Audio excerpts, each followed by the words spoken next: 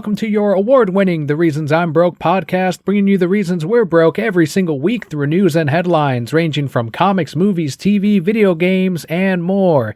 I'm Daniel, and today we are going through sector number 464 with your co-host this week, Jarrod. How are you, Jarrod? I'm doing good, Daniel. How are you? Not bad, not bad. We were talking before we recorded that I am here in Florida. There's a tropical storm coming our way. Tropical Storm Elsa, I think is what they're calling it, and I am tethering through my phone to be able to make this phone call and get this recording out, so we'll see if things go perfectly smoothly, but this is a part of being a Floridian, and I'm kind of surprised this is the first time we've had to do this year.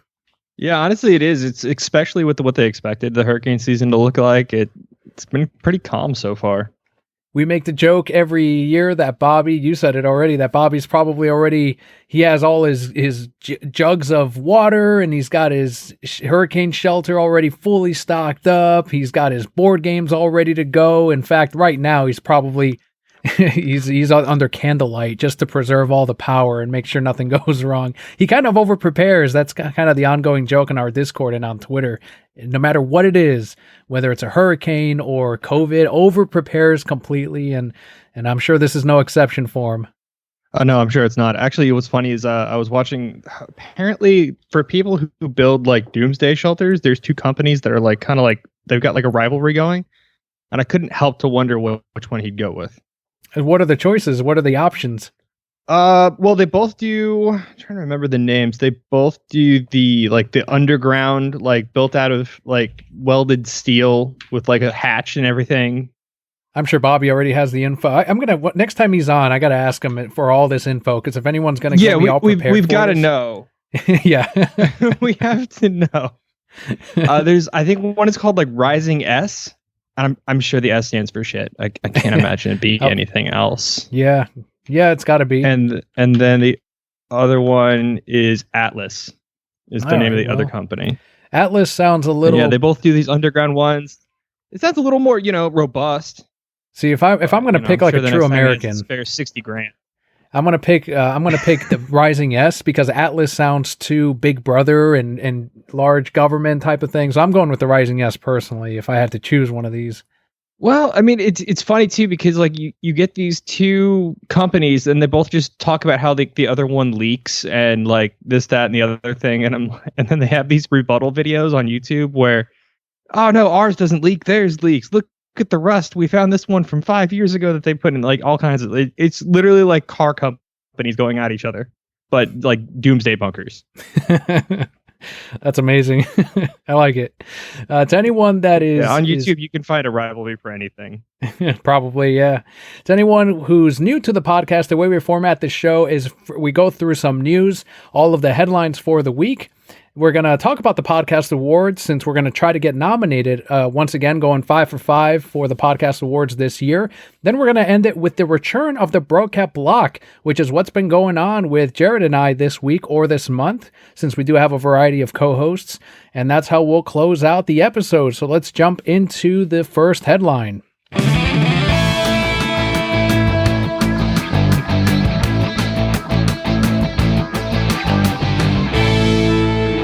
The perfect month for it, and I'm sure the director has been asked several times because anytime it is the 4th of July week, this movie comes up all over the place. It's all over cable. It was at the comic shop on 4th of July. It's on HBO Max right now, so we were able to play it in the store. Independence Day director Roland Emmerich revealed that in spite of the Disney buyout, he hopes there's still plenty of life for the franchise's future. He said, quote, "When we did Independence Day Resurgence, we already had also the third part ready. And actually, the third part has much to do with the first part because we learned, more or less, that out there are a lot of refugees and they're living on a refugee planet." End quote.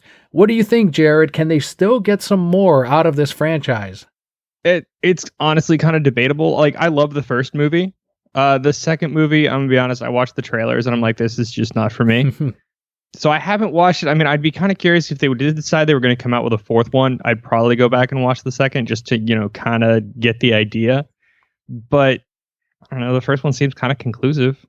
And it also has so many classic moments and memorable lines that the second one doesn't have. It did not have Will Smith. It did have Jeff Goldblum. It had Goldblum's dad in it. You know, they brought back the president, and he redid his big speech in a way in that little bunker. And they redid the scene of the alien talking through the throat with the tentacle and all of that. But it kind of seemed like it was absolutely lacking the leads. You know, all of the lead actors just were not there. Whereas the first one had great backup, and the leads were all amazing and charming and funny, and it kind of became iconic in its own right.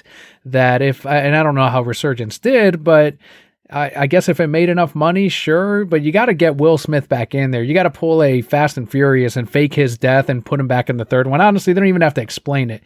If they can get Will Smith and Goldblum back in, I'm in as well, but otherwise, I'm not really asking for a third part. No, honestly, I mean, you can just say like, hey, they were refugees on this planet and we didn't know, or, you know, something stupid like that. Like, they make these kind of leaps in movies all the time. But it sounds like from what you're describing that the second one, they brought back all the parts nobody cared about and tried to make them a thing, and it just doesn't work. Yeah, they kind of explain away how Will Smith passed away because they couldn't get him back in. They have his son, one of the Hemsworth kids is one of the leads in it, and it does have some interesting ideas where they're like, okay, so we used the alien tech from the first Independence Day and we worked it into Earth's technology. So now we've got this future tech to us. We've accelerated all of our weaponry and defense, everything. And it's like, all right, cool. So we're now living in a post-Independence Day world, and there's world peace because we know that we have to unite to watch out for aliens that may or may not try to destroy our planet. The problem is that the invading force, their technology has also progressed in these years, so we're still behind anyway. So it's kind of like that's how they make it so that the odds are still in the aliens' favor, and they're back for revenge, and now the mothership is showing up, and right. There's a big alien queen. It's not. I only saw it the one time in theaters, and that was enough. Yeah, honestly, you kind of get that. It's got a lot of those classic vibes. Like, you know, the one thing that'll unite people is somebody that's not people. That's a threat. Like, that's the only way to do it. It's kind of like Watchmen. Like, right. How do you get two nuclear powers to stop trying to fight each other? Well, you make a bigger threat.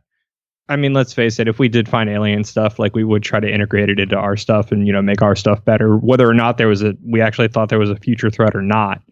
But this just didn't look like it was for me.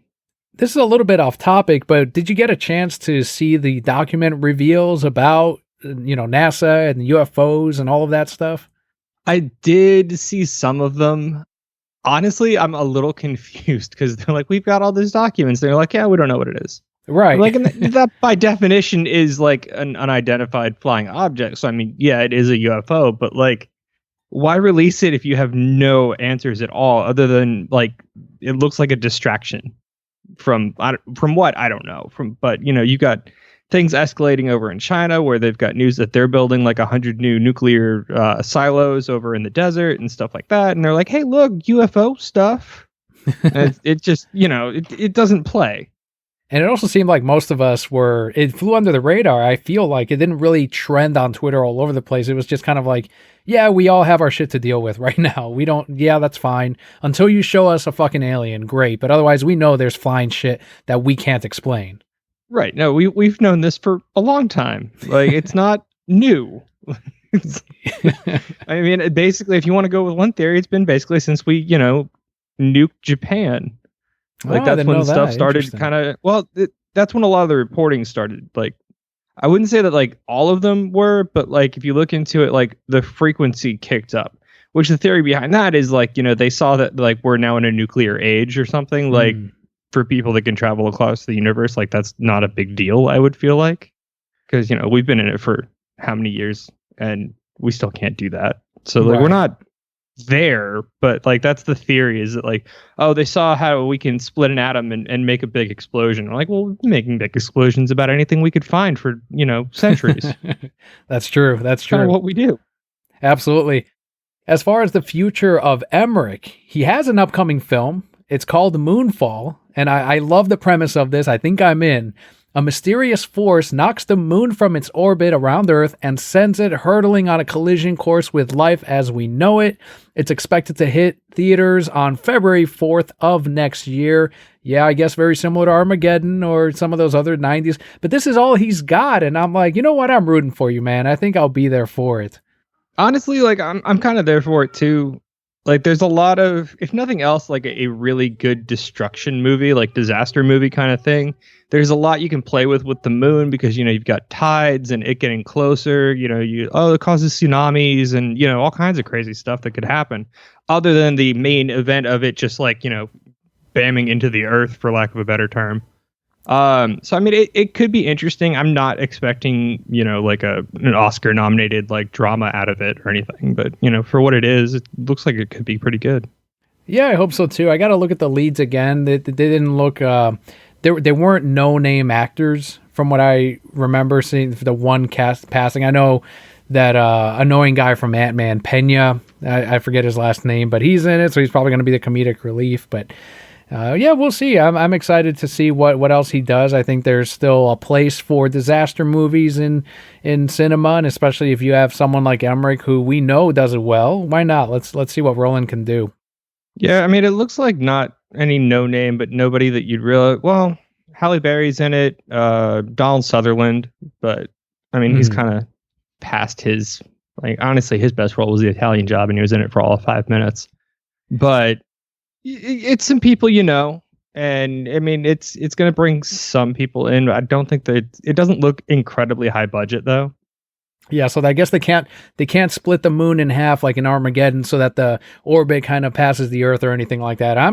Good luck. I want to see how they solve this one, because if it's hurtling towards the Earth, all you can do is push it back out, I guess. But I don't know if they're going to pull that off. Maybe they will. I mean, the old adage of if you give me a bar big enough, I can move the Earth with the moon as a fulcrum. So maybe something like that, like a giant baseball bat, and they just hit it. That's worth a ticket alone right there. Exactly. I'd watch that 100%. Like this big, long, dramatic movie where Earth's getting destroyed, and then they just like, bam. Now I can't wait. It's one of my most anticipated movies of next year. Just like, why don't you just hit it? Might be crazy enough to work. May our children forgive us. What if we did just hit it? It worked perfectly. Something else from the 90s is Blade, and the starring villain from that is Stephen Dorff, who recently slammed at the MCU's Black Widow in an interview with The Hollywood Reporter. All of the MCU sheep had a fit about what Stephen said. He said, quote, "I still hunt out the good shit because I don't want to be in Black Widow. It looks like garbage to me. It looks like a bad video game. I'm embarrassed for those people. I'm embarrassed for Scarlett. I'm sure she got paid $5-7 million bucks, but I'm embarrassed for her. I don't want to be in those movies. I really don't. I'll find that kid director that's going to be the next Stanley Kubrick, and I'll act for him instead." End quote. I've always liked Stephen Dorff. I'm telling you, I've always liked that guy. I mean, he's not wrong, but I will say, if somebody wants to pay me, $5-7 million bucks, he can be embarrassed for me too. But yeah, I mean, if you're already an actor and you're at that point where there's two different kinds of actors. There's ones that chase money, and whoever offers them the biggest deal, they'll be in the stupidest things. And some people that really want to take it as more of an art form than a cash cow. And he's just obviously put himself in that camp. He definitely has, and him saying that people should be embarrassed for being in these movies. I think if you've already been in an MCU movie, especially like Scarlett, who's done several of them, they're past that point of like, nah, I'm a part of these. It's whatever. I get paid pretty well, and it gets me other big budget movies because I could just tell them, hey, I just starred in that Marvel movie. People like those superhero movies. They make billions of dollars. So. But to him, yeah, it's as you said, he kind of puts himself above that and says, well, I don't want to be in those blockbuster movies. And I'm sure there's plenty of actors that have probably been offered one of these superhero movies from any of these companies and just decide to go with, an indie project instead, or they'll do a friend's movie who they're, a director that they're friends with. They'll do that instead. But it's just funny how quickly the MCU fan base got their feelings hurt over this guy. And it's like, you guys don't care about him. Why do you care what he says? When was the last time any of them watched Blade or anything he was in? Yeah. No, it's one of those things where like I do want to see the actor though that like thinks they're in that camp. So, but instead of just saying outright no, they're just like, all right, but it's going to cost you like $120 million, and then Disney's like, all right, and they're like, what? I didn't No, I think they'd wasn't. say yes. Yeah, and I'm like, oh, but now it's like Joe Rogan. It's like, do I want to be exclusive to Spotify? But $100 million, I could do a lot. That's how the Fleischer Superman cartoons were made, where that animation studio did not want to make a Superman cartoon for Warner Brothers, I think it was at the time. So they asked for an amount of money that they thought that Warner Brothers would say no on, completely more than they ever get paid. And Warner Brothers said, okay, yeah, that's fine. And they're like, oh shit, now we have to make it. And that's how those amazing cartoons got made. Where that happens more often than not is photography. Because I have a friend who works semi-professionally as a photographer, and it was just this gig that he did not want. So he quoted them some outrageous amount, and they just said okay. Wow. And I mean, he did it, but because once you like quote an outrageous amount of money, and they're like, yeah, no, that's no problem. You're like, what? No. Okay. And you went and bought a bunch of new equipment with it. So, I mean, it worked out, but it's, you spend, a couple days doing a thing that you really aren't interested in. And I mean, even he'll say like, it was really not even near my best work for what they were paying for, but they paid it. So I'll take it. Yeah. That's all you can do sometimes. Something else that's doing really well this week, according to Deadline, Netflix's Lucifer is back at the top spot in Nielsen's weekly streaming ratings. The series had more than 1.8 billion minutes of viewing time between May 31st and June 6th, compared to the 1.3 billion the previous week. And that's more than a third of those views that came from women, mainly women, and from the 18 to 34 age demographic. Right now, all 5 seasons of Lucifer are streaming on Netflix. Release date for season 6 has not yet been revealed. I'm still amazed at how well Lucifer is doing for Netflix, a show that almost did not continue. No, honestly, and I'm really glad I do love the show. It's one of the shows that me and my wife watch together. So we haven't, due to scheduling issues, we haven't quite finished the latest season, but it's fun. It's kind of stupid and campy in places, but like the acting's really good, and just, the overall storyline's pretty neat. But what I wonder is how I'm sure they calculated just by like one screen with it on counts as a view. So, I mean, I would imagine, sure, it skews mostly female probably, but I imagine there's a lot of guys that are in the same situation I'm in, where like me and my wife both watch it together. So I would imagine like the amount of people that have actually watched it is even higher, and the skewing somewhat female, maybe it's on their wife's account. Right, yeah, it could be. That's one that Kelly and I used to watch together, and then I kind of fell out of it. I lost interest for the most part, but she's, all for the love story and the will they, won't they, when are they going to finally. And one thing I do want to ask you, since you're mainly caught up with it, I know that Constantine and Lucifer met in the CW Crisis crossover. Has John Constantine came over to the Lucifer show yet, or did they kind of just leave it separate? Honestly, I believe they left separate. Because that's one show that and I'm sure the Tom Ellis, I think is his name, he's pretty much done with the character once they finish season 6. He almost didn't come back for season 6. But that would be an amazing show just on its own, having CW Constantine with Lucifer, figuring out how they know each other and what kind of adventures they can go on, all the mutual friends and enemies that they have. It's almost like a buddy cop, what do you call it? Like a dark religion. I don't know, a sci-fi type of show. I would say it's kind of in like that religious fantasy kind of thing, but yeah, honestly, it's mostly a buddy cop.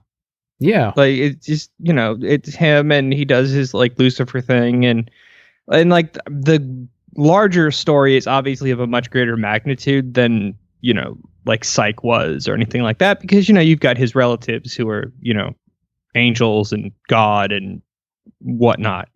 But I mean, at its heart, it's a buddy cop series. After Lucifer season 6 completely wraps up in a year or two, and that comes out, and I'm assuming it'll do just as well as season 5, are there any characters that you could see spinning out from the show just to kind of continue the audience?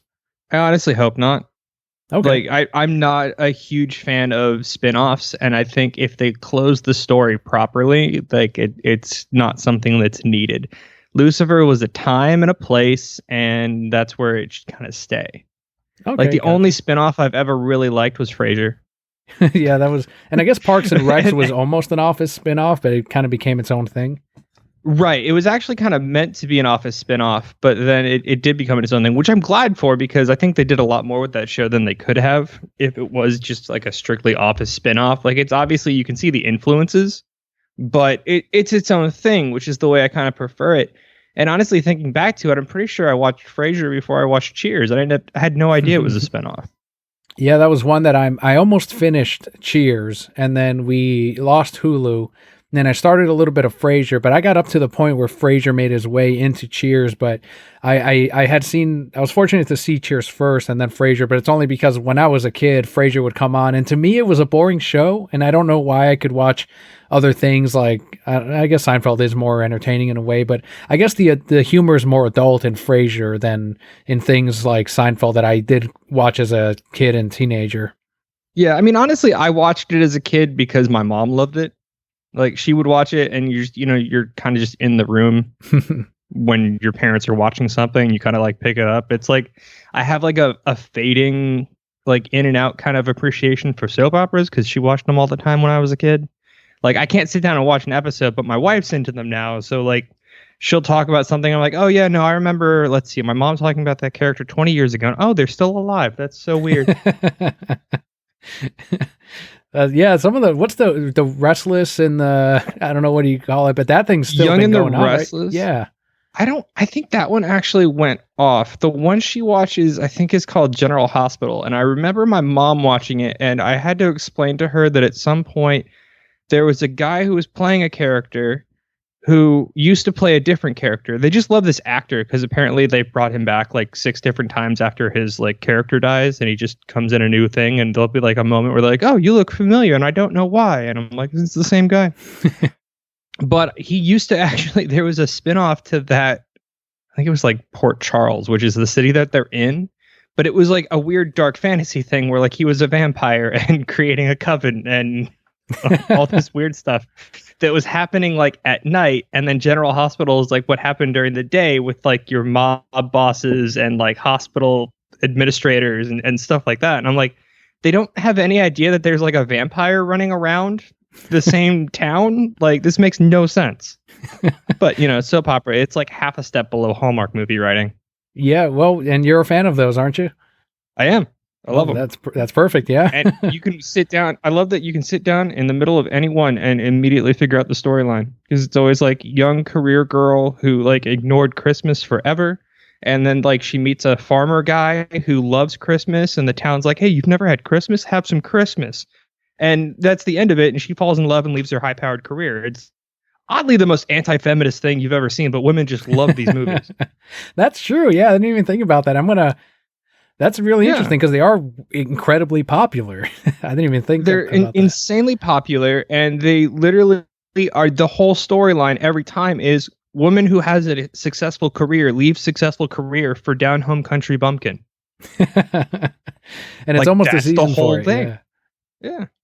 Well, I guess it's kind of a guilty pleasure in a way, but something that I don't even consider a guilty pleasure. I'm proud to be a fan of, and I've seen 7 of these movies now, plus the latest one. So I think I've kind of earned a little bit of that, but I've got 2 more I'm gonna finish watching, and that's Fast and the Furious. Fast and the Furious 9 went past the $125 million mark at the domestic box office over the 4th of July weekend. That makes it appropriately the fastest film to reach that milestone during the pandemic. And internationally, where Fast 9 opened in several territories on May 19th, the sequel has earned $335 million with a global total of $423 million and rising. All these people saying they need to stop making these movies. No, they shouldn't. People love them. They make money. They already said they're going to make 2 more after this, and that's it. Just leave the franchise alone and enjoy it or don't. Look, leave the franchise alone, and if you don't like it, don't buy it. It's really simple. If enough people are tired of it and they don't buy tickets and they don't make money off of it, they'll stop making them. Until then, they're going to keep making them. And honestly, I'm glad, because sometimes you just need a stupid movie to watch. Like, they're not high intelligent, like takes a lot to figure out the plot movies. They're just action with cars and guys and, girls in bikinis. Like, that's what these movies are. Just let them be. If you don't like it, don't watch it. That's something that Film Gob was saying a couple weeks of, like, he's like, they know what they are, they're delivering what they promise. so be exactly. it. Like, they know what they are, and also since it, what is it, like Fast 4, where like they just kind of rebooted it, because like there was 1 and 2, which the first one I actually really liked. The second one was like extra weak. The Tokyo Drift, which I did like, and then they went back and like are now filling in the time between then and Tokyo Drift or something. I have no idea what the timeline is, but I love watching them just because you don't need to know. It's interesting. There is lore to it, but they figured out what they are, and they're leaning so hard into it that they became superhero movies, and that's fine. They really are superheroes. I'm watching the one where, I guess at the end, because I have seen this clip before, there's the one where The Rock flexes out of his arm cast, which is incredible. And then Vin Diesel stomps on the concrete floor and it crumbles underneath Statham, and that's how he falls down the thing. And I'm like, you know what? I'm for it. Like, they got crazy with starting with 5 forward. That's when they were like, okay, let's just keep going with this thing. Let's see how much we can ramp it up every movie. And it's working. It's obviously working so well that we're going to get 11 of these when it's all said and done. Exactly. They're okay. They're good. They're fun. Just, like I said, if you don't like it, don't watch it. It's pretty simple. It's with almost anything. How many of these, you said you've seen a couple of these. Is this something that you plan on either when they're completely finished, maybe going back and watching them, or just kind of catching them as they come? Oh, no, I've seen all 8. Nice. I have not seen the last one. I've seen all 8. I've seen the first one probably over 30 times. I will say my favorite is actually Tokyo Drift, because it kind of got back to I do like when it's more about the cars. Like, that's mostly what I watch them for. It's just, all right, what cars are they driving? What do they do to it? What are they doing with the cars? That kind of stuff. Like, I'm less interested when they're like, in this one they're supposed to like go to space or something, I think is the joke. At one point, yeah. Don't. Shh. It's okay. But they're dumb. I like Tokyo Drift. I like the first one. I like that car call. I mean, this came out originally during that time with like Need for Speed Underground, like that era. It was a thing. Street racing was a whole culture. It still kind of is, but I feel like it's not as prevalent as it was there for a little while. But yeah, no, I love the movies. I've watched most of them multiple times. I think 8 I've only seen once. This one, honestly, I probably would have gone to see, but my schedule has been absolutely crazy with work and stuff, as you're aware. No, I love them. They're just dumb, fun movies. They're popcorn flicks. They're the very definition of that whole thing. It's kind of weird how I've tried to kind of think about this, and I guess I still have to explore that a bit, how I find this franchise more entertaining, and I actually like the movies more than the superhero MCU ones. And it's like they're both popcorn films, and I don't know if it's because maybe these aren't as like they undercut every serious moment with a joke type of thing. They kind of do let the characters develop, and believe it or not, there's a lot of character development between all of these different relationships and characters. Some characters that used to be villains are now heroes, but it's done in a way, I don't know, maybe it's more earnestly than what Disney's doing, because they know they're pumping out action figures and merchandise and pajamas and anything. But I don't know, have you noticed that is there a difference, or do I just have my bias? No, there's a couple differences. One, I mean, you do have your bias. We all know that. One difference is there is a bit more character development. You do see, The Rock was the antagonist in one, then he's with them, that kind of whole thing. The development of the relationship between Dom and Brian is also a really big integral part of the whole series, up until, that particular point. And then also, like, I've never seen a Fast and the Furious fan on Twitter screaming about another franchise. I mean, there's that too. Like, the fan base does mean something. Yeah, their fan base is not... I've never come across an annoying Fast and Furious fan online or in person. They're not out there calling for no, they shouldn't make any more. They don't want their car franchise to be the only car franchise around. They're not out there trying to actively fight these things. They're just chill. They're enjoying their thing. Whereas, I think you nailed it. they don't care. They know what the movies are. Yeah, They know exactly. they're dumb popcorn flicks. They like them. That's the end of it. They're here for like, there was a Fast and Furious game that came out. I don't think it did particularly well, but they sit there and they play Need for Speed and watch Fast and the Furious, and that's what they do. Just don't have to scream about every other thing that's kind of almost similar to yours just to get internet points. Yeah, I think you nailed it. I think that's the huge difference right there. Something that I am a huge fan of, and a lot of the Brocat Core, I know you as well, you enjoyed the Snyder Cut. The San Diego Comic-Con armored Darkseid McFarlane figure went up for pre-order at Target. It is $39.99.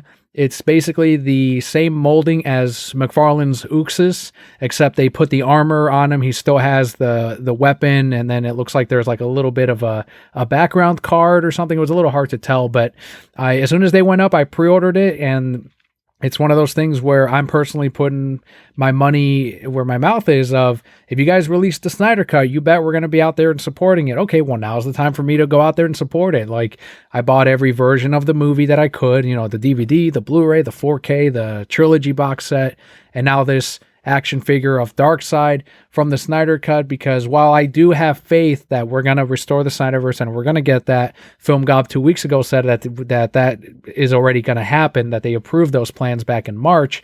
Even so, though, it's still something that, let's say there is no Justice League 2 and 3, it's one of those things that I'd want to own the action figure to the big bad in the Snyderverse that almost happened. It's just a neat thing to do. And McFarlane figures are incredibly popular. I'm not one to collect them, but whoever ended up making these, I was in for them. And honestly, they do look really sharp. They do look really good. I was looking at it earlier. The detail on the armor kind of impressed me for, your average figure. It does come with a $40 price tag, so I expect a little bit higher quality than, the ones you see just kind of on the shelf. But it's a good looking Darkseid. I'm not really a collectible person.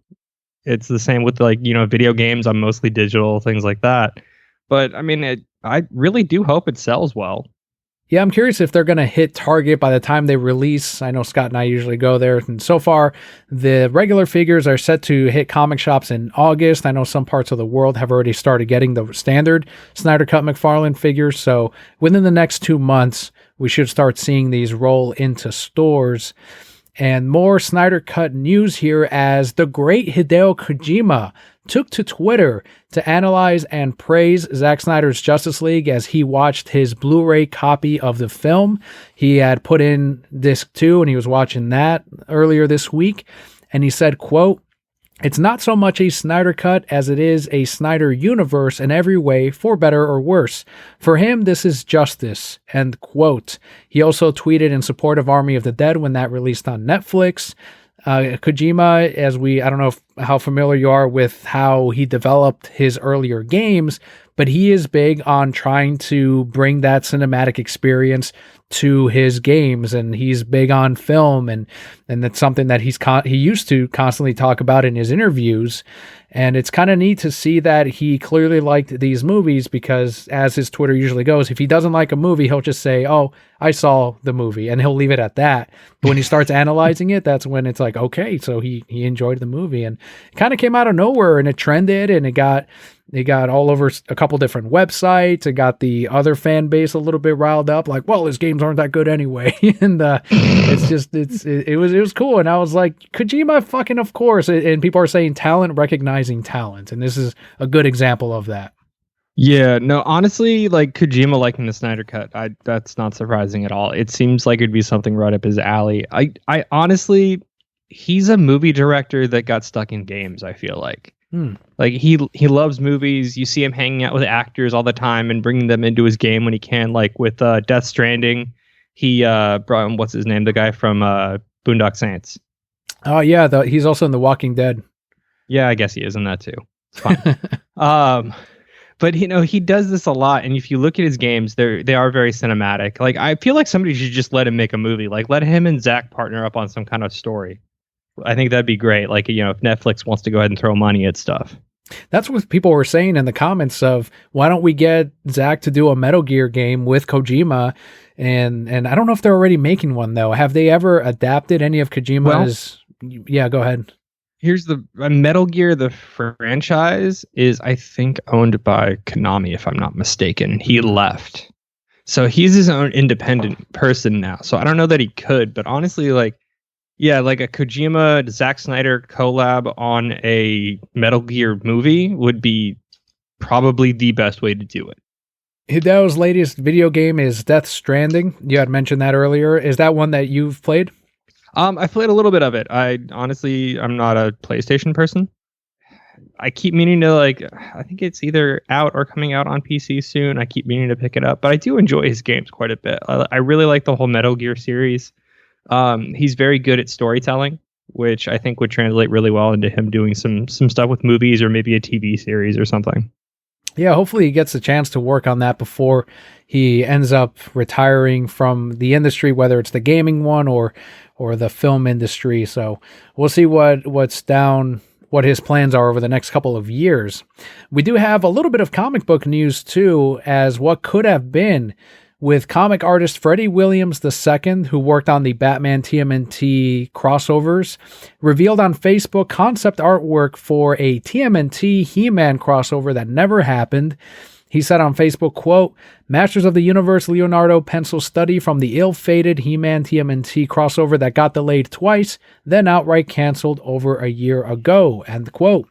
He did not have answers as to why it was canceled, but simply said it was for reasons that are way above him. Currently, DC Comics holds the He-Man comic book tie-in rights, and IDW holds the license to TMNT. So it's probably just a matter of, after so many delays, the contract deal probably wrapped up and they had to renegotiate for more, if I had to guess. But it can always be tricky when you're mixing two different IPs from two different companies. Yeah, there's a lot of negotiation that goes into it, and like a lot of people seem to think that it's just about money, but it's also about two companies protecting their branding. Mm-hmm. So, I mean, that it does get really complicated. That is probably what happened with the delays. You know, the contract was for a certain period of time, the time expired, and in the future, like, I'd like to see, because especially maybe in like a, you know, post-COVID world where we know these delays can happen like that for, you know, things that are completely outside of your power to control. Maybe do it for like a run. You know what I mean? Like, instead of structuring the contract for a period of time, like, hey, we're going to do a 10-issue run of this crossover, then we'll, you know, see where we're at. Yeah, I mean, it's kind of sad, but I mean, I do like TMNT. I actually just finished going through the Last Ronin series, and it's fantastic. But He-Man, I was never really too into. I think you guys discussed last week that, you know, we're in that age group where it was kind of before our time, and then the reboot was kind of after we were really into that stuff. And I am kind of curious about the new one, but this would have been cool. Yeah, and the concept showing him holding the big He-Man sword, and Freddie Williams is an incredible artist, so that would have been neat to see, but it could happen later on. Who knows? We know IDW and DC, at least in the past, have played pretty well with each other. They like to cross over the different IPs and licensing. Boom Studios is also very friendly with these comic companies, and it is, as you mentioned, though, some companies take it more seriously with how you want your brand protected. You don't want your, you know, Batman to get his ass completely kicked by the Turtles or whatever, because that's a huge thing. You know, that can affect the fan base's view of a character. One little thing like that. Or you don't want to see Batman going down on Catwoman. No, apparently not. No, which honestly, I think negatively affects the image of Batman. Him going down on Catwoman negatively affects? No, them saying he doesn't. Oh, okay. I gotcha. I mean, it's something that it's kind of funny that all the fan base and the comic creators and everyone else, they were like, no, he totally does. Like, I think WB feared the Batman damned effect of, we showed his dick and it's a big thing and no one wants to, everyone's going to make a big deal out of this. So we can't have that on the Harley Quinn show. But yeah, man, it's Batman, Superman, or Wonder Woman. I'm even surprised that they let I don't know if you've seen season 1 of Harley Quinn, but when one of the villains calls Wonder Woman a cunt, I was honestly shocked after I saw this. I'm like, but they allowed that to happen. And, the real question is, would they have allowed Catwoman to go down on Batman? Someone else brought that up. I can't remember who. It might have been Scott, but I feel like they would have been okay with that. And right. Yeah. Which means double standards. Only there. Fair that he reciprocate. That's how things work. Yeah, just do a 69 and then everyone's happy, and then you just do it all at once. It's the perfect solution. Are there any crossovers that you're a fan of that you maybe you go back to, and that includes movies like Who Framed Roger Rabbit? Well, I mean, that one is a classic. I'm kind of into some of the cartoon crossovers. Like, for instance, like me and my wife used to watch Supernatural when that was still on, and the one where they crossed over with Scooby-Doo was hilarious. Like, it can be done well. I feel like a lot of times, because it's either one creative team or another taking the characters from, that other universe and bringing them into theirs, it doesn't always do as well for the characters that are being brought in. You know what I mean? So I mean, there's not too many. Like, I'm cautiously optimistic about the Scooby-Doo Courage the Cowardly Dog one coming up. That could be interesting. I feel like they kind of go together pretty well. What I want to know is if they go into Courage's universe, does Scooby-Doo start seeing everything like Courage does? That gets rid of that theory that people had of Courage. All of those things aren't really what he sees, but that's just how a dog sees it from his perspective. So when they do that crossover, if Scooby and the gang also see these monsters, then it kind of throws that out the window, although you don't have to count this crossover as canon if you don't want. No, you don't have to. But also, if they do it where Scooby does, then it kind of confirms that whole little fan theory, which I think honestly makes sense. Like, I look at my wife's Chihuahua and it sits there and shakes for no reason. It probably, the world is scary to somebody that small. Yeah. When my brother first got his Chihuahua, it's a mix, Chihuahua and something else, but it's mostly Chihuahua. It was that little boy. He did not like any other men at all, except my brother, and that was it. And women, fine, you can pet him and all that, but me or my dad got near him, bared his teeth, tried to bite us, didn't want us, and I was just like, oh wow, I'm gonna leave it alone then, because it's stressing it the hell out. But my dad would not accept that. He was like, no, he has to love me too, just like the other dogs. And so he would bribe it with food, and even food, he'd be like, no, I don't, I want that treat, but I'm not going to get near you. So he would put it down on the floor, and then he would go after it. But eventually he would trick him into like putting the food right near him. And when he grabbed it, he would grab the dog too, and the dog would like freeze. It was like this state of shock of like, if I just very stiff, like even its legs wouldn't bend. And I'm like, this thing's like it just went into a living like a regular coma, and it's just funny how some of these dogs are, like Chihuahuas especially. It obviously thought your dad's sight was based on motion. Yeah. Yep, that's like, right. if I don't move, he doesn't see me holding this treat that he's holding out. Thankfully, he eventually warmed up to everyone. But yeah, I love Chihuahuas though. We have two of them. Ace and Titus are half Chihuahua, and now my parents have one over there. They're good dogs. I thought they'd be kind of yappy or whatever, and sometimes they are, but it's not as bad as I thought they'd be. No, this one's not awful. Like, I kind of got excited when I was like, hey, can we get a dog? I'm like, yes, because I've always wanted like a chocolate lab. I just think they're amazing. Mm-hmm. And then she brings home that, and I'm like, all right, well, I guess I have a dog now. But I mean, it's cute. It waits for me when I get home, and stuff like that. It does the dog stuff, and also it's super tolerant with my kid. Like, he'll just pick it up under the arms and just carry her around, and she's just like, oh, okay, this is what we're doing now? Okay.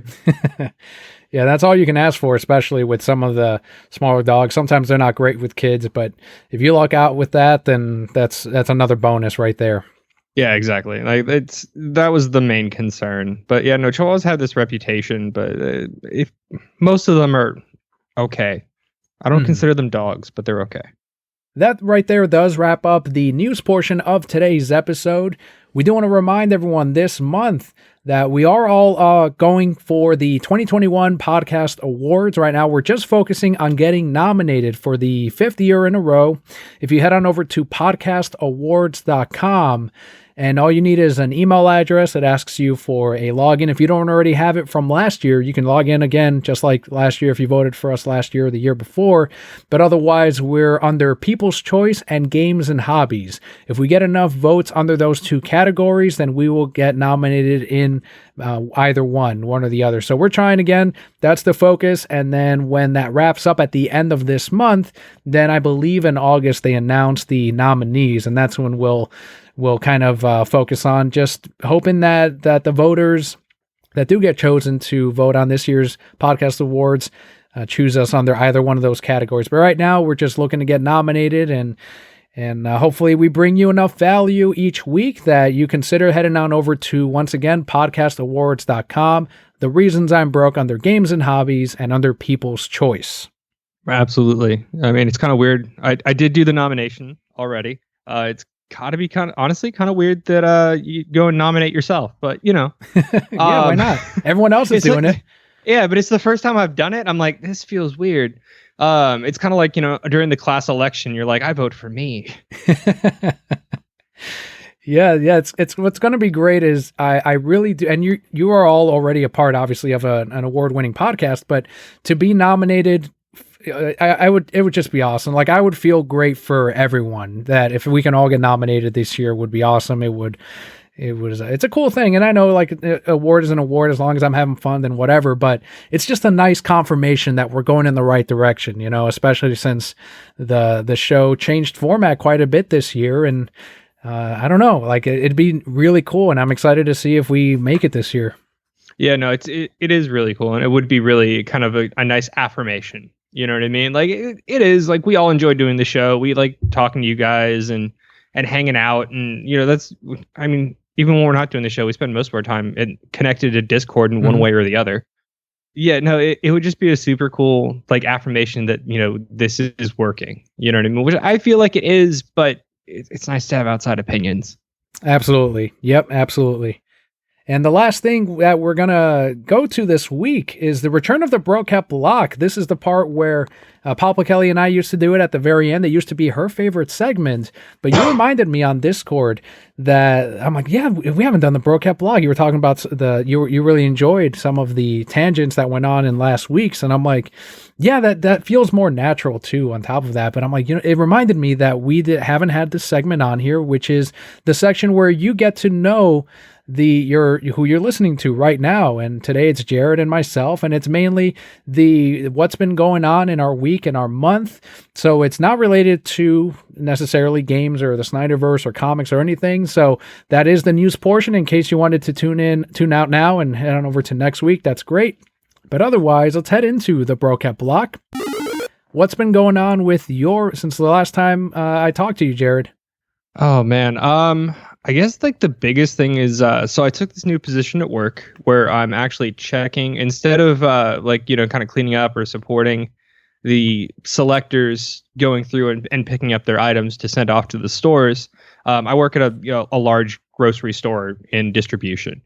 So I kind of moved up to the point where I'm, like, doing, like, quality checking basically, and kind of, like, mentoring some of the newer guys about, hey, you got this wrong. This is something you can do to avoid it, like that kind of thing, to ensure that what the store orders and what we send to them is, all matched up. So they just changed because, every job has metrics that you have to meet. And they just changed ours in a way that almost everybody universally despised.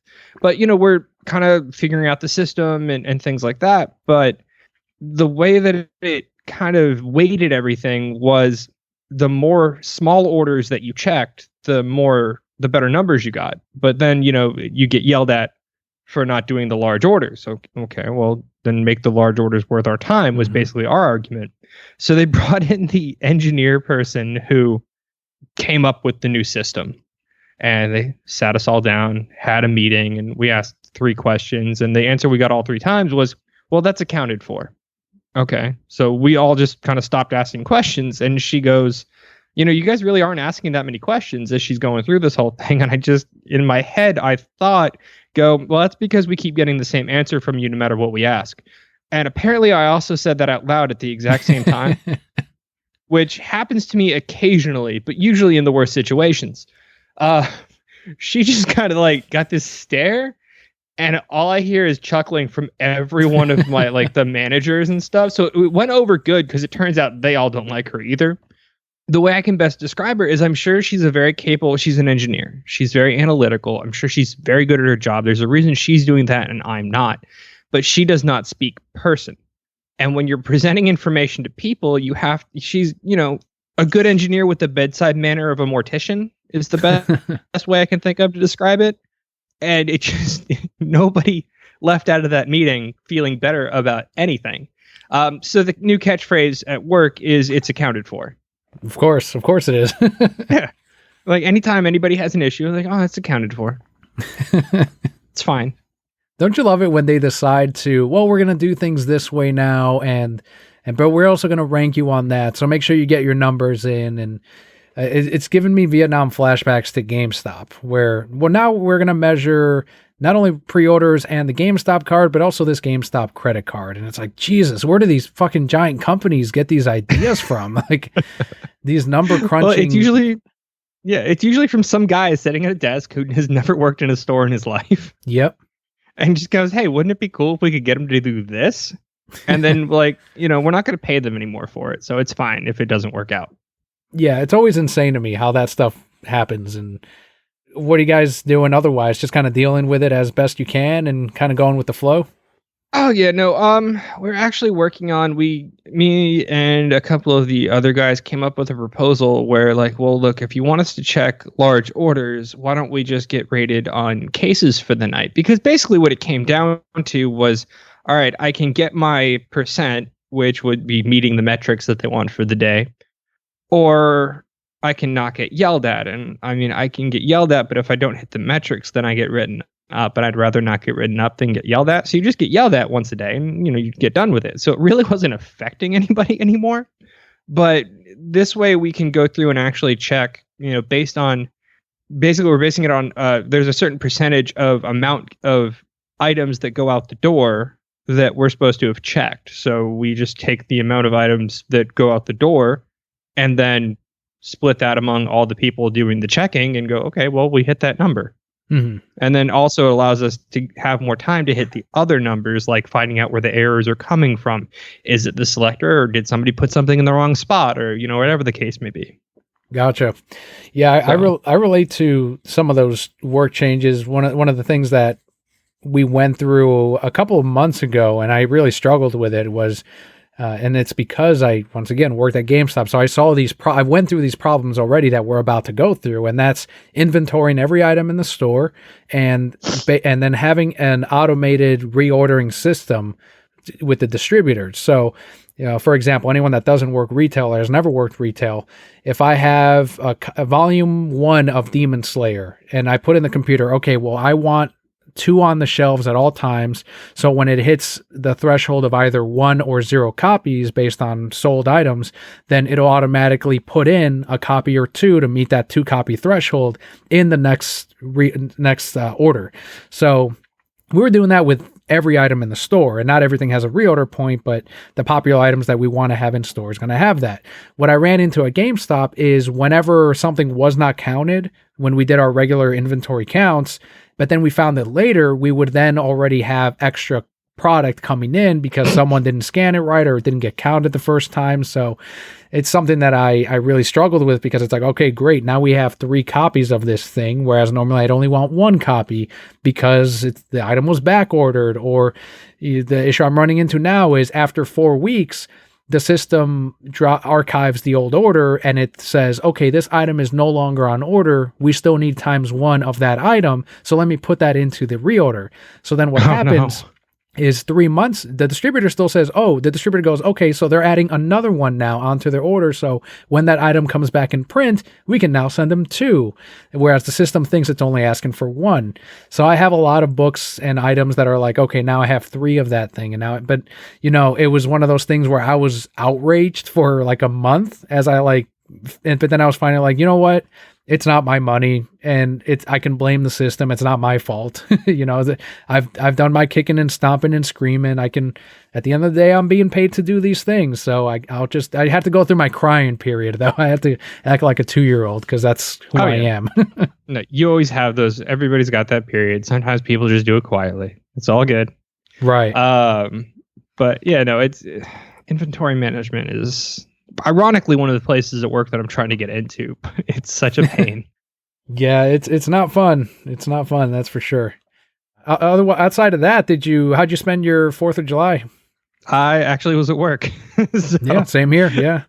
Yeah, I just kind of, went in, did my thing. I know my son was over at his grandparents and they shut off fireworks and made like homemade ice cream and all kinds of fun stuff. So he had a good time. That's the most important part. That's awesome, man.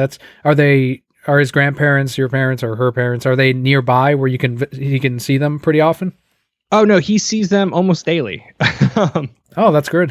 Which is great. Yeah, they live like 45 minutes away, and my wife spends a lot of time over there, so she'll just take him with her, and he gets to hang out with grandma and his grandpa and his great grandmother during the day. So it's really cool. Yeah, that's one thing that makes me personally grateful because both of my parents' are they were in Mexico. They didn't live in the U.S. So the only time I'd see them was once every 5 years or so. And my grandpa, I don't remember. He passed away when I was 12 or 11, but I do remember my mom's mom very well. But that's the only grandparent I remember. And now that Leo is near both our parents, I'm just like, he has it so good. I'm happy that he can see them every week, multiple times a week, and that they can see him too, because I'm sure, I'm assuming my grandparents would have loved to have seen us more often and all that, but it's just kind of one of those things that this is the stuff that my parents worked for this to be able to happen, where we can be near each other enough or be comfortable enough to be able to take them over there and have them spend the afternoon and they can watch them and picking up from school while I'm working. And it's just, it's one of those things where I stop and think how lucky I am and how lucky Leo is and being able to just see everyone. Yeah, no, it is really great. And especially and her parents are absolutely wonderful. Mine unfortunately passed away a few years ago before he was born, and it's really good and it's really important that they do get to see the grandparents that are there, because there's a lot of family history and stuff that gets passed down that way.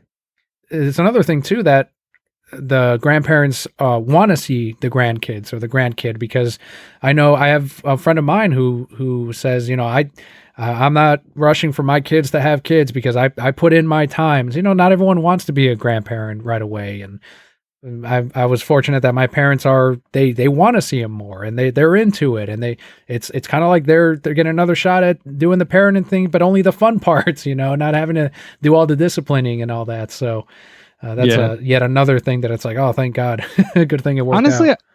I feel like that's one of those things that people say before they become grandparents or before they become parents. Because honestly, when my life plan wasn't to be a dad anytime soon, and then I found out that my wife was pregnant. I'm like, oh, this is what we're doing. This is great. And it just changes your mindset once it happens. It's one of those things that I don't think you can really properly anticipate. I think it's like a biological thing it's got to be where. And I know they've said that for women, as soon as they're pregnant, they start developing that motherly care and all that. But for men, it's not until they actually see the baby and hold it that mind shift, something snaps where it's like, okay, now I'm caring over this baby or my child, and hopefully you start bonding with it and everything. So, I just got to be biological. Or they release, I don't know, would they release something that your body picks up on and, okay, this is one of my own, or this is my DNA and I need to care for this. So I'm sure the same happens with a lot of grandparents too. Yeah, well, actually, there's a scientific study I read one time that said most babies will tend to look more like the dad at least when they're first born and when they're young, because it helps the dad's brain to recognize, no, this is mine. You know what I mean? Which kind of makes sense because, if you're not looking at it from a marriage perspective, but from an evolutionary perspective, a woman can get pregnant and there's it's kind of in Jewish tradition, you're Jewish by birth if your mom was Jewish, but not necessarily if your dad was Jewish. You know what I mean? Mhm. Because you can directly track who the mom was. There's physical evidence of that.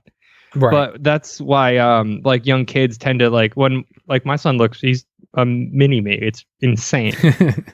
I forgot who. I think it was her mom or dad, but they were like, "Daniel, there's no question on whose baby that is." Immediately exactly. dark hair and all the same features. And although when he got a little bit older, he had like there was a period where he had like red brown hair, and it's like, oh shit, like it actually happened. And I know Louis C.K. is a Mexican redhead, but I'm like, man, this is almost like a little one right here. But eventually, the features darkened, and now he's got like the light brown hair. And yeah, that's interesting. I didn't know that. I didn't know that there was that skew to look more like the dad biologically. That's pretty interesting. Yeah, and especially when they're younger, like sometimes they'll look a lot like the dad and then grow up and look almost like exactly like the mom. That happens more with girls though, I think, if I recall. Cool. Well, that's a tangent right there. That's biology, human biology 101 on the Reasons I'm Broke podcast. So you're learning something. I learned something at least. So I got something out of it. I have tons of useless facts. I'm enjoying them.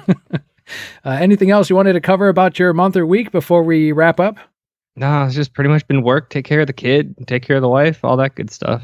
That's right. Dad life, husband life right there. Go ahead, Jarrod. This is awesome. I really enjoyed today's episode, and I always enjoy the co-hosts and everyone that's on here. But, we've known each other for a couple years now, and it's cool that we get to, Discord. Yeah, we talk every day, but to actually discuss on over the air and I don't want to say over the phone, but over the internet, just hearing your voice and talking to you, it's neat. It's cool to do that. So thank you for being a co-host and for doing today's episode. Yeah, absolutely. Thanks for having me. It was an absolute pleasure. It's always great to talk to you guys. We need to try to do some where we get some more people in, though, I think. Yeah. Have like a bigger discussion. We can discuss that for sure. I always feel like I don't want to take up, like you're all generous enough with your time, doing this once a month or sometimes once every other month. But so I never want to step on anyone's toes, but yeah, I'll put that up on the host. I know Bobby's always down to recording, but I do want to put it out on the host thing, and maybe, we'll get someone else on as well and see what we can do for a longer episode and to get more people involved. That's a good idea. Where can the Brokehead Core, though, if they want to continue the conversation, where can they follow you and find you? Well, I mean, I am always in Discord. That's basically a constant thing. I even have alerts set up on my phone. So if I'm not even home, I see what you guys are talking about. Or you can follow me on Twitter. It's at SpoonSamich, SpoonSammich. All right, perfect. And there will be links to Discord and to Spoon's Twitter in the description of today's episode. Otherwise, I will ask the Brokehead on the other side of this if you could leave us a review on Apple Podcasts this week. That would really help us out, and always good to have more reviews on there, or whatever podcatcher you use. If they have reviews on there, I know Stitcher does. It just takes 2 minutes, and it doesn't help us in the rankings or anything like that, but if someone new comes across it, a lot of people like looking at reviews first before they go to a restaurant or before they go and listen to a podcast or whatever it may be. So if you can leave us a review on there, definitely would be appreciated. Otherwise, I've been Daniel. For a link on everywhere you can find us, head on over to thereasonsimbroke.com, and Brokehead Core, all will be well.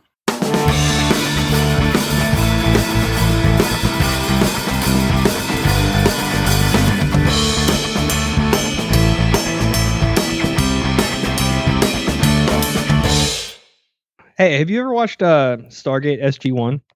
I have not. No, I think it's on HBO Max, isn't it? It's on Netflix, actually. Okay.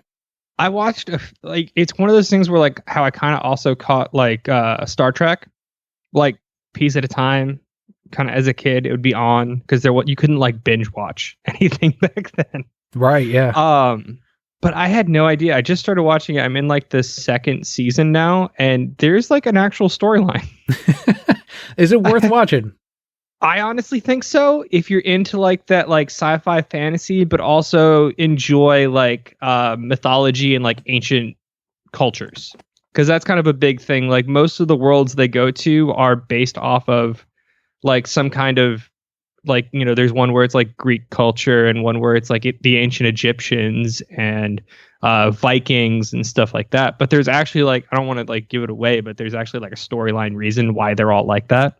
And does it all? Well, let me ask you something. Is it like Star Trek where it takes place in the future and it's like this, or does it all take place in the present or time travel even? It's present. Okay. It's all taking place in the present. Basically, I mean they're playing on that you know because of a lack of I guess cultural mixing. A lot of the innovations that led us to be where we are didn't happen, which can kind of make sense. You know, no cultural appropriation, and you don't advance the same way that you would. So somehow, through thousands of years of existence, these cultures are all exactly as they were when they were brought to that world. But you got to suspend disbelief a little bit. But overall, it's got some pretty cool tones. Nice. Yeah, I'll check it out then. It's all on Netflix, you said, huh? Yes, it sure is. And actually, the movie that is based on, which is absolutely horrible, is also there too. It's just called Stargate. All right, so skip the movie, but it does directly tie into the beginning of the series. So if you want to watch it, cool. If not, then it's passable. And so it's a prequel to the series, but I would risk not even giving the series a shot if this movie is that bad. There's a possibility, yes. The series, I think, is overall better than the movie. All right, well. It's like a low budget, like 89, I think, is when the movie came out. Wow. Okay. I'm going straight into the show, Jarrod. I'm not going to risk it. Yeah. Well, if it helps any, the show was originally supposed to be on Showtime. I didn't know that. No. And so did it air on, was it just regular cable then or Sci-Fi? I think it was like, Sci-Fi Channel or something like that ended up picking it up after Showtime didn't, but the first episode does have full frontal. So wow. Yeah. Well, there you go. I'm in. Yeah, you're hooked now. You can't get back out. No.